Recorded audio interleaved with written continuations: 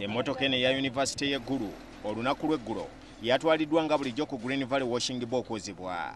Wabula kati mu kiseera kino bweti bwefaanana nga yasigadde bipapajjo oluvannyuma lw'okugwa Akabenje mwe yatomeredde abantu 7 eggulu.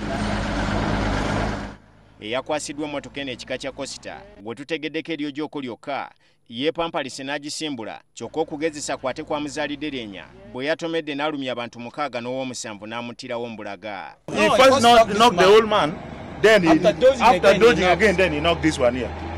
Because he was driving like this. Where was he going? No, we were chasing him now. We want to arrest him. That was the problem. Asobodde okutomera motoka n'abantu abalala abasuuka 5 mu kkubo buli babadde agenda. Yeyafudde ateeberezebwa okuba nga yabadde atemera mu gy'obukulu 65 era ng'ono yabadde ali kagaali ka ddawuwe Ojok gye yamusangidde ku kkubo n'amusaabala. Akabenje kano poliisi ekatadde ku bulagajjavu. Anenya nnyo abantu abatwala motoka zaabwe ku luuzi bazooze luvannyuma babiwona n'ebisumuluzo ne babirekera kanaabe ng'ate etteeka lyaffe ligamba singa otutte motoka bajooze ekisumuluzo oba osigalanga nakyo. Omulambo gwa muzeeyi n'eyatomedde n'alumizibwa bombi baatwaliddwa mu ddwaliro eggulu nga ne poliisi bw'egenda mu maaso n'okunoonyereza.